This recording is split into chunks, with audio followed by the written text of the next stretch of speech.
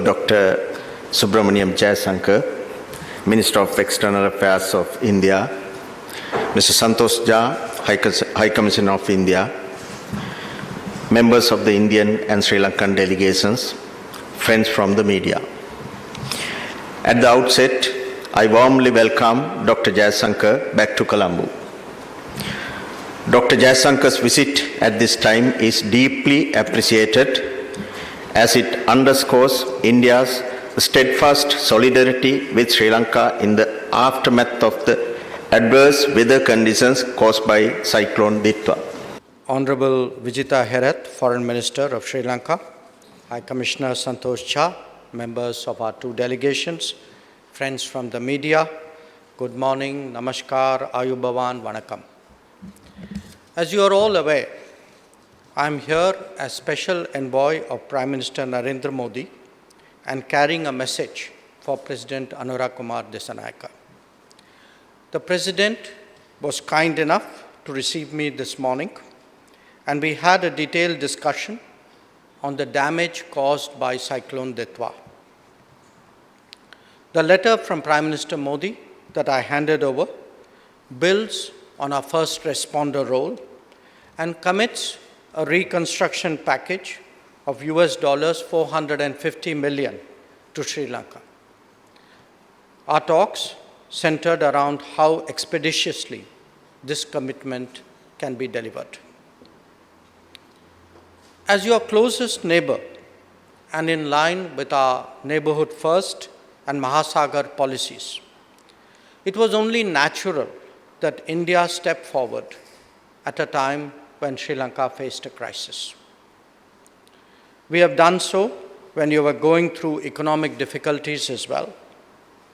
In the case of Cyclone Ditwa, you would appreciate that India has also been a strong advocate of cooperative disaster response. The Coalition for Disaster Resilient Infrastructure was a notable initiative that we led in this regard. India's relief and assistance mission, Operation Sagar Bandhu, commenced on the very day that Cyclone Ditwa made landfall. Our aircraft carrier, INS Vikrant, and another ship, INS Udaygiri, were present at Colombo and delivered relief materials and thereafter also deployed helicopters. Thereafter, a number of Mi-17 helicopters of the Indian Air Force were active for a period of more than 2 weeks in Sri Lanka. An 80-member National Disaster Response Force contingent arrived simultaneously and conducted rescue and relief operations. The Indian Army set up a field hospital with 85 medical personnel near Kandy, giving emergency care to more than 8,000 people. 2 modular Bhishma emergency care units were also airlifted to Sri Lanka and utilized. Given the scale of the damage, restoring connectivity was clearly an immediate priority, and this was in fact discussed between His Excellency President Dissanayake and Prime Minister Modi in their telephone call.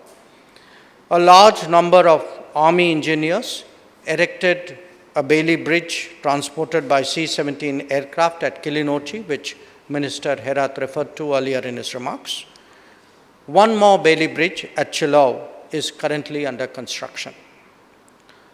Overall, Operation Sagar Bandhu delivered over 1,100 tons of relief material, including dry rations, tents, tarpaulins, hygiene kits, essential clothing, and water purification kits. About 14.5 tons of medicines and medical equipment were also provided. Yet another 60 tons of equipment was brought to Sri Lanka to assist the relief operations. Recognizing the urgency of rebuilding, Prime Minister Modi directed that we now engage with the Sri Lankan government to address their priorities in that regard. The assistance package that we have proposed is worth $450 million. It will include US dollars 350 million in concessional lines of credit, and US dollars 100 million of grants. This package is being finalized in close consultation with the government of Sri Lanka. Our assistance will cover sectors worst affected by the cyclone, including 1. Rehabilitation and restoration of road, railway and bridge connectivity. 2.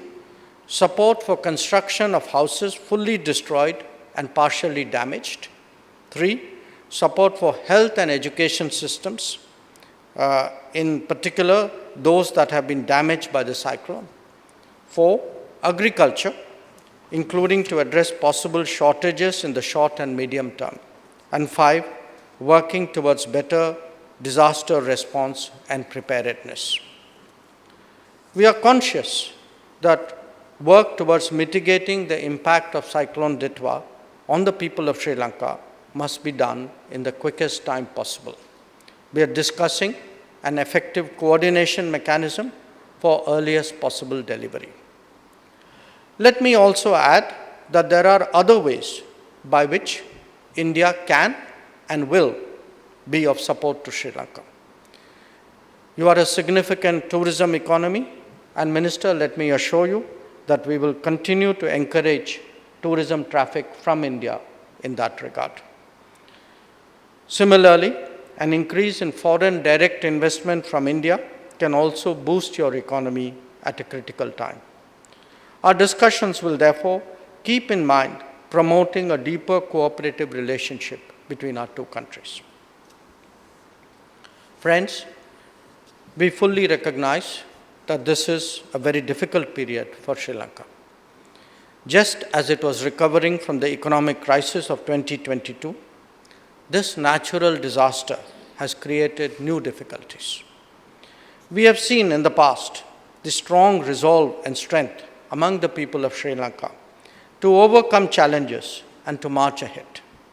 I can assure you that India stands firmly with Sri Lanka more than ever before, and I am sure that Sri Lanka will once again demonstrate its great resilience in recovering from this adversity.